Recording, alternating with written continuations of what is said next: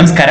10ನೇ ತರಗತಿಯ ಸಮಾಜ ವಿಜ್ಞಾನ ವಿಷಯದ ಪರೀಕ್ಷಾ ಸಿದ್ಧತೆ ವಿಡಿಯೋಗೆ ನಿಮಗೆ ಸ್ವಾಗತ ಸುಸ್ವಾಗತ. ಒಂದು ಅಂಕಕ್ಕೆ ಸಂಬಂಧಿಸಿದಂತೆ ಪ್ರಮುಖವಾಗಿ ಕೇಳಬಹುದಾಗಿರುವಂತಹ ಕೆಲವೊಂದಿಷ್ಟು ಪ್ರಶ್ನೆಗಳನ್ನ ನಾವು ಡಿಸ್ಕಷನ್ ಮಾಡ್ಕೊಂಡು ಬರ್ತಾ ಇರುವಂತದ್ದಾಗಿದೆ. ಈ ಒಂದು ಪಾರ್ಟ್ 5 ವಿಡಿಯೋದಲ್ಲಿ ಕೆಲವೊಂದಿಷ್ಟು ಅಧ್ಯಾಯಗಳಿಗೆ ಸಂಬಂಧಿಸಿದಂತೆ ಒಂದು ಅಂಕ ಅಥವಾ ಮಲ್ಟಿಪಲ್ ಚಾಯ್ಸ್ ನಲ್ಲಿ ಕೇಳಬಹುದಾಗಿರುವಂತಹ ಕೆಲವೊಂದಿಷ್ಟು ಪ್ರಶ್ನೆಗಳನ್ನ ಇಲ್ಲಿ ಡಿಸ್ಕಷನ್ ಮಾಡ್ಕೊಂಡು ಬರೋಣ. ಪೂರ್ತಿಯಾಗಿರುವಂತಹ ವಿಡಿಯೋನ ವೀಕ್ಷಿಸಿ ಹಾಗೂ ನಿಮಗೆ ಈ ವಿಡಿಯೋ ಇಷ್ಟ ಆದಲ್ಲಿ ಲೈಕ್ ಮಾಡಿ. ಸಾಮಾಜಿಕ ಸ್ತರ ವಿನ್ಯಾಸ ಈ ಒಂದು ಅಧ್ಯಾಯಕ್ಕೆ ಸಂಬಂಧಿಸಿದಂತೆ ಪ್ರಮುಖವಾಗಿರುವಂತಹ ಪ್ರಶ್ನೆಗಳು ಇಲ್ಲಿರುವಂತದ್ದಾಗಿದೆ. ಮೊದಲನೇ ಪ್ರಶ್ನೆ, ಮಾನವ ಕುಲ ತಾನೊಂದೇ ಒಲಂ ಎಂದು ಹೇಳಿದವರು ಡ್ಯಾಶ್ ಅಂತ ಕೇಳಿರುವಂತದ್ದು. ಆದಿಕವಿ ಪಂಪ ಅವರು ಮಾನವ ಕುಲ ತಾನೊಂದೇ ಒಲಂ ಎಂದು ಹೇಳಿರುವಂತವರಾಗಿರುವಂತದ್ದಾಗಿದೆ. ಈ ಪ್ರಶ್ನೆ ಹಿಂದಿನ ಒಂದು ಪರೀಕ್ಷೆಯಲ್ಲಿ ಬಹಳಷ್ಟು ಬಾರಿ ರಿಪೀಟ್ ಆಗಿ ಬಂದಿರುವಂತಹ ಪ್ರಶ್ನೆ ಸಹ ಆಗಿರುವಂತದ್ದಾಗಿದೆ. ಇನ್ನು ಎರಡನೇ ಪ್ರಶ್ನೆ, ಅಸ್ಪೃಶ್ಯತೆ ಆಚರಣೆಯನ್ನು ನಿಷೇಧಿಸಿರುವ ನಮ್ಮ ಸಂವಿಧಾನದ ವಿಧಿ ಡ್ಯಾಶ್ ಅಂತ ಕೇಳಿರುವಂತದ್ದು. 17ನೇ ವಿಧಿ ಆಗಿರುವಂತದ್ದಾಗಿದೆ. ಈ ಒಂದು ಪ್ರಶ್ನೆಯೂ ಸಹ ಬಹಳ ಪ್ರಮುಖವಾಗಿರುವಂತಹ ಪ್ರಶ್ನೆ ಆಗಿರುವಂತದ್ದು, ಹಿಂದಿನ ಪರೀಕ್ಷೆಗಳಲ್ಲಿ ರಿಪೀಟ್ ಆಗಿ ಬಂದಿರುವಂತದ್ದು ಆಗಿದೆ. ಇನ್ನು ಮೂರನೇ ಪ್ರಶ್ನೆ, ಪೂರ್ವಾಗ್ರಹ ಎಂದರೇನು ಅಂತ ಕೇಳಿರೋದು. ಒಬ್ಬ ವ್ಯಕ್ತಿ ಅಥವಾ ಒಂದು ಸಮೂಹದವರ ಬಗ್ಗೆ ಹೊಂದಿರಬಹುದಾದ ಪೂರ್ವ ನಿರ್ಧಾರಿತ ಮನೋಭಾವನೆ. ಒಬ್ಬ ವ್ಯಕ್ತಿ ಇರ್ಬೋದು ಅಥವಾ ಒಂದು ಸಮೂಹಕ್ಕೆ ಸಂಬಂಧಿಸಿದಂತೆ ಪೂರ್ವ ನಿರ್ಧಾರಿತವಾಗಿರುವಂತಹ ಮನೋಭಾವ ಇದಾಗಿರುವಂತದ್ದು. ಇನ್ನು ನಾಲ್ಕನೇ ಪ್ರಶ್ನೆ, ಅಸ್ಪೃಶ್ಯತೆಯನ್ನು ಹಿಂದೂ ಸಮಾಜಕ್ಕೆ ಹತ್ತಿದ ಕಳಂಕ ಎಂದು ಹೇಳಿದವರು ಡ್ಯಾಶ್ ಅಂತ ಕೇಳಿರುವಂತದ್ದು. ಅಸ್ಪೃಶ್ಯತೆ ಹಿಂದೂ ಸಮಾಜಕ್ಕೆ ಹತ್ತಿದ ಕಳಂಕ ಅಂತ ಹೇಳಿರುವಂತವರು ಮಹಾತ್ಮ ಗಾಂಧೀಜಿ ಆಗಿರುವಂತದ್ದು. ಇನ್ನು ಐದನೇ ಪ್ರಶ್ನೆ, 1976ರ ನಾಗರಿಕ ಹಕ್ಕುಗಳ ಸಂರಕ್ಷಣಾ ಕಾಯ್ದೆ ಪ್ರಕಾರ ಡ್ಯಾಶ್ ಅಂತ ಕೇಳಿರುವಂತದ್ದು. ಈ ಒಂದು ಕಾಯ್ದೆ ಪ್ರಕಾರವಾಗಿ ಅಸ್ಪೃಶ್ಯತೆ ಆಚರಣೆ ಶಿಕ್ಷಾರ್ಹ ಅಪರಾಧವಾಗಿರುವಂತದ್ದು. ಆರನೇ ಪ್ರಶ್ನೆ, ಅಸ್ಪೃಶ್ಯತಾ ಅಪರಾಧಗಳ ಕಾಯ್ದೆ ಜಾರಿಗೆ ಬಂದ ವರ್ಷ ಅಂತ ಕೇಳಿರುವಂತದ್ದು 1955 ಆಗಿರುವಂತದ್ದಾಗಿದೆ.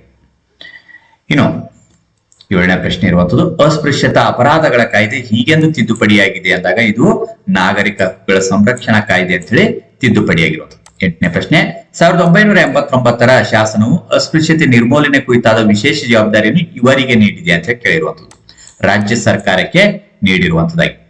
ಇನ್ನು ಒಂಬತ್ತನೇ ಪ್ರಶ್ನೆ, ತಾರತಮ್ಯದಿಂದ ಉಂಟಾದ ಪೂರ್ವಾಗ್ರಹವು ಡ್ಯಾಶ್ ಗಳಿಗೆ ಕಾರಣವಾಗುತ್ತದೆ. ಅಸಹನೆ, ತಿರಸ್ಕಾರ, ಗೌರವ, ದ್ವೇಷಗಳಿಗೆ ಕಾರಣವಾಗುತ್ತದೆ.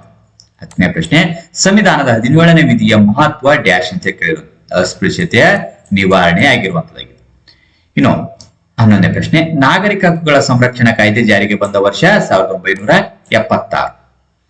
ಅಸ್ಪೃಶ್ಯತೆಯ ಕಳಂಕವನ್ನು ತೊಡೆದು ಹಾಕಲು ಪ್ರಯತ್ನ ಪಟ್ಟವರು ಜ್ಯೋತಿಬಾ ಫುಲೆ, ಸ್ವಾಮಿ ವಿವೇಕಾನಂದ, ಡಾಕ್ಟರ್ BR ಅಂಬೇಡ್ಕರ್ ಮೊದಲಾದವರು. ಇನ್ನು 13ನೇ ಪ್ರಶ್ನೆ, ಭಾರತದಲ್ಲಿ ಸಾಮಾಜಿಕ ಸ್ತರ ವಿನ್ಯಾಸವನ್ನು ಡ್ಯಾಶ್ ಎಲ್ಲಿ ಕಾಣಬಹುದು.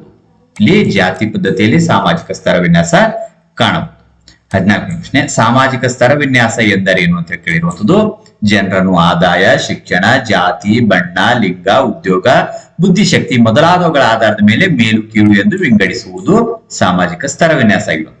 15ನೇ ಪ್ರಶ್ನೆ, ಪೂರ್ವಾಗ್ರಹಕ್ಕೆ ಕಾರಣವಿದು ಅಂತ ಕೇಳಿರುವಂತದ್ದು. ಜಾತಿ ತಾರತಮ್ಯ, ಪ್ರಾದೇಶಿಕ ತಾರತಮ್ಯ, ಲಿಂಗ ತಾರತಮ್ಯ, ಬಡವ ಬಲ್ಲಿದ ತಾರತಮ್ಯಗಳು ಆಗಿರುವಂತದ್ದು. ಇನ್ನು ಮುಂದಿನ ಅಧ್ಯಾಯ, ಸಾಮೂಹಿಕ ವರ್ತನೆ ಮತ್ತು ಪ್ರತಿಭಟನೆಗಳು. ಈ ಒಂದು ಅಧ್ಯಾಯಕ್ಕೆ ಸಂಬಂಧಿಸಿದಂತೆ ಪ್ರಮುಖವಾಗಿರುವಂತಹ ಪ್ರಶ್ನೆಗಳು ಇಲ್ಲಿರುವಂತದ್ದಾಗಿದೆ.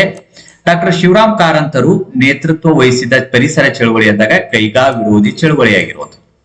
ಇನ್ನು ಎರಡನೇ ಪ್ರಶ್ನೆ, ನರ್ಮದಾ ಬಚಾವೋ ಆಂದೋಲನ ನೇತೃತ್ವ ವಹಿಸಿದವರು ಬಾಬಾ ಆಮ್ಟೆ ಮತ್ತು ಮೇಧಾ ಪಾಟ್ಕರ್.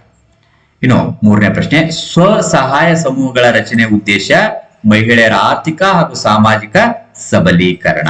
ನಾಲ್ಕನೇ ಪ್ರಶ್ನೆ, MRPL ವಿರುದ್ಧ ಚಳವಳಿಯನ್ನು ನಡೆಸಲು ಕಾರಣ ತೈಲ ಕಾರ್ಯಾಗಾರದಿಂದ ಬರುವ ರಾಸಾಯನಿಕ ತ್ಯಾಜ್ಯಗಳಿಂದ ಪರಿಸರ ರಕ್ಷಣೆ. ಇನ್ನು ಐದನೇ ಪ್ರಶ್ನೆ, ಮೌನ ಕಣಿವೆ ಆಂದೋಲನವನ್ನು ಏಕೆ ಹಮ್ಮಿಕೊಳ್ಳಲಾಯಿತು ಅಂತ ಹೇಳಿದಾಗ ಪರಿಸರ ನಾಶ ತಡೆಗಟ್ಟಲು ಹಮ್ಮಿಕೊಂಡಿರುವಂತದ್ದಾಗಿದೆ. ಇನ್ನು ಆರನೇ ಪ್ರಶ್ನೆ, ಚಿಪ್ಕೋ ಚಳವಳಿಯ ನೇತಾರರು ಯಾರು ಅಂದಾಗ ಸುಂದರ್ ಲಾಲ್ ಬಹುಗುಣ್ ಮತ್ತು ಚಂಡಿ ಪ್ರಸಾದ್ ಭಟ್ ರವರು ಆಗಿರುವಂತದ್ದು. ಇನ್ನು ಏಳನೇ ಪ್ರಶ್ನೆ, ಜನಮಂದೆ ಎಂದರೇನು. ಯಾವುದೇ ಪೂರ್ವ ಯೋಜನೆ ಇಲ್ಲದೆ ಅನಿಶ್ಚಿತವಾಗಿ ಒಂದು ಆಸಕ್ತಿಯ ಸುತ್ತ ನೆರೆದಿರುವ ಜನರಾಶಿ.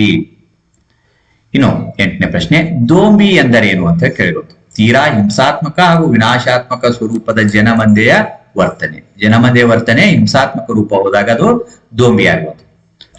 ಇನ್ನು ಒಂಬತ್ತನೇ ಪ್ರಶ್ನೆ, ಚಳುವಳಿ ಎಂದರೇನು ಅಂತ ಕೇಳಿರೋದು.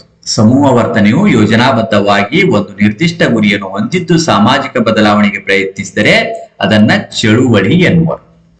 ಇನ್ನು 10ನೇ ಪ್ರಶ್ನೆ, ಪರಿಸರ ಮಾಲಿನ್ಯ ಎಂದರೇನು. ನಮ್ಮ ಸುತ್ತಮುತ್ತಲಿನ ಪರಿಸರವು ವಿಷಕಾರಕ ಹಾಗೂ ರಾಸಾಯನಿಕ ಅಂಶಗಳಿಂದ ಕಲುಷಿತವಾಗುವುದು ಪರಿಸರ ಮಾಲಿನ್ಯ. ಇನ್ನು 11ನೇ ಪ್ರಶ್ನೆ, ಚಿಪ್ಕೋ ಚಳವಳಿ ನಡೆದ ವರ್ಷ 1973. ಚಿಪ್ಕೋ ಚಳವಳಿ ನಡೆದ ರಾಜ್ಯ ಉತ್ತರಾಖಂಡದ ಥೇರಿ ಗರ್ವಾಲ್ ಜಿಲ್ಲೆಯಾಗಿರುವಂತದ್ದಾಗಿದೆ. 13ನೇ ಪ್ರಶ್ನೆ, ಅಪ್ಪಿಕೋ ಚಳವಳಿ ನಡೆದ ಸ್ಥಳ ಕೇಳಿರುವಂತದ್ದು ಕರ್ನಾಟಕದ ಉತ್ತರ ಕನ್ನಡ ಜಿಲ್ಲೆಯ ಸಲ್ಯಾನಿ ಗ್ರಾಮ ಆಗಿರುವಂತದ್ದಾಗಿದೆ. 14ನೇ ಪ್ರಶ್ನೆ, ಅಪ್ಪಿಕೋ ಚಳವಳಿ ನಡೆದ ವರ್ಷ 1983. 15ನೇ ಪ್ರಶ್ನೆ, ನರ್ಮದಾ ಬಚಾವೋ ಆಂದೋಲನ ನಡೆದ ರಾಜ್ಯ ಗುಜರಾತ್ ಆಗಿರುವಂತದ್ದು. ಇನ್ನು 16ನೇ ಪ್ರಶ್ನೆ, ಮೌನ ಕಣಿವೆ ಆಂದೋಲನ ನಡೆದ ಸ್ಥಳ ಕೇರಳದ ಪಾಲ್ಘಾಟ್ ತಾಲೂಕು. ಇನ್ನು 17ನೇ ಪ್ರಶ್ನೆ, ಡಾಕ್ಟರ್ ಶಿವರಾಮ್ ಕಾರಂತರು ಡ್ಯಾಶ್ ನಲ್ಲಿ ಅಣು ವಿದ್ಯುತ್ ಸ್ಥಾವರ ಸ್ಥಾಪಿಸುವುದನ್ನು ವಿರೋಧಿಸಿದರು. ಎಲ್ಲಿ ಅಂದಾಗ ಕೈಗಾ. ಇನ್ನು 18ನೇ ಪ್ರಶ್ನೆ, ಮಹಿಳಾ ಚಳುವಳಿ ಎಂದರೇನು? ಪುರುಷ ಪ್ರಾಧಾನ್ಯ ಸಂಸ್ಕೃತಿಯ ದರ್ಪ, ದೌರ್ಜನ್ಯ ಮತ್ತು ಶೋಷಣೆ ವಿರುದ್ಧ ಮಹಿಳೆಯರು ನಡೆಸಿದ ಪ್ರತಿಭಟನೆ. 19ನೇ ಪ್ರಶ್ನೆ, ಜೀತ ಪದ್ಧತಿಯ ರದ್ದತಿ ಶಾಸನ ಜಾರಿಗೆ ತಂದವರು ಡಿ ದೇವರಾಜ್ ಅರಸ್. 20ನೇ ಪ್ರಶ್ನೆ, ಕರ್ನಾಟಕ ರಾಜ್ಯ ರೈತ ಸಂಘದ ಸ್ಥಾಪಕರು ಪ್ರೊಫೆಸರ್ ಎಂ.ಡಿ. ನಂಜುಂಡಸ್ವಾಮಿ. ಇನ್ನು 21ನೇ ಪ್ರಶ್ನೆ, ಕಾರ್ಮಿಕ ಚಳುವಳಿ ಎಂದರೇನು? ಕಾರ್ಮಿಕರ ಹಿತಾಸಕ್ತಿಗಾಗಿ ನಡೆಯುವ ಚಳುವಳಿ. 22ನೇ ಪ್ರಶ್ನೆ, ಅಸ್ಪೃಶ್ಯತಾ ಆಚರಣಾ ವಿರೋಧಿ ಚಳುವಳಿ ಎಂದರೇನು? ದಲಿತರ ಮೇಲೆ ನಡೆಯುವ ಹಲ್ಲೆ, ಸಾಮಾಜಿಕ ದೌರ್ಜನ್ಯಗಳ ವಿರುದ್ಧ ನಡೆದ ಜನ ಚಳುವಳಿ. 23ನೇ ಪ್ರಶ್ನೆ, ಅಸ್ಪೃಶ್ಯದ ಆಚರಣೆ ವಿರುದ್ಧ ಚಳುವಳಿಯನ್ನು ಪ್ರಾರಂಭಿಸಿದವರು ಜ್ಯೋತಿಬಾ ಫುಲೆ. ಇನ್ನು 24ನೇ ಪ್ರಶ್ನೆ, ಆತ್ಮಗೌರವ ಚಳುವಳಿಯನ್ನು ಆರಂಭಿಸಿದವರು ಪೆರಿಯಾರ್ ರಾಮಸ್ವಾಮಿ. ಇನ್ನು 25ನೇ ಪ್ರಶ್ನೆ, ಮೂಕನಾಯಕ ಪತ್ರಿಕೆಯನ್ನು ಪ್ರಾರಂಭಿಸಿದವರು ಡಾಕ್ಟರ್ ಬಿ.ಆರ್. ಅಂಬೇಡ್ಕರ್ ಅವರು. ಈ ರೀತಿಯಾಗಿ ಈ ಒಂದು ಅಧ್ಯಾಯಗಳಿಗೆ ಸಂಬಂಧಿಸಿದಂತೆ 1 ಅಂಕದ ಪ್ರಮುಖ ಪ್ರಶ್ನೆಗಳನ್ನ ನಾವಿಲ್ಲಿ ನೋಡ್ಕೊಂಡು ಬಂದಿರುವಂತದ್ದಾಗಿದೆ. ಈ ತರ ಒಂದು ಅಧ್ಯಾಯಗಳ ವಿಡಿಯೋಗಳು ವೀಕ್ಷಿಸುವುದಕ್ಕಾಗಿ ಡಿಸ್ಕ್ರಿಪ್ಷನ್ ಬಾಕ್ಸ್ ನಲ್ಲಿ ಲಿಂಕ್ ಇರ್ತದೆ, ಕ್ಲಿಕ್ ಮಾಡಿ ವೀಕ್ಷಣೆ ಮಾಡಿಕೊಳ್ಳಬಹುದು. ಈ ವಿಡಿಯೋ ನಿಮಗೆ ಇಷ್ಟ ಆದಲ್ಲಿ ಲೈಕ್ ಮಾಡಿ. ಪರೀಕ್ಷಾ ಸಿದ್ಧತೆಗಾಗಿ ಇಲಾಖೆ ಬಿಡುಗಡೆ ಮಾಡಿರುವಂತಹ ಮಾದರಿ ಪ್ರಶ್ನೆ ಪತ್ರಿಕೆಗಳು, ಅವುಗಳ ಕೀ ಉತ್ತರಗಳ ವಿಡಿಯೋಗಳು ವೀಕ್ಷಿಸುವುದಕ್ಕೂ ಸಹ ಡಿಸ್ಕ್ರಿಪ್ಷನ್ ಬಾಕ್ಸ್ ನಲ್ಲಿ ಲಿಂಕ್ ಕೊಟ್ಟಿರ್ತೇವೆ, ಕ್ಲಿಕ್ ಮಾಡಿ ವೀಕ್ಷಣೆ ಮಾಡಿ ಪರೀಕ್ಷೆಗಾಗಿ ಪ್ರಾಕ್ಟೀಸ್ ಮಾಡಿಕೊಳ್ಳಬಹುದಾಗಿರುವಂತದ್ದಾಗಿದೆ. ಮತ್ತೆ ಮುಂದಿನ ಭಾಗದಲ್ಲಿ ಭೇಟಿಯಾಗೋಣ. ನೀವು ಇತರ ವಿಡಿಯೋಗಳನ್ನು ವೀಕ್ಷಿಸ್ತಾರೆ. ಧನ್ಯವಾದ.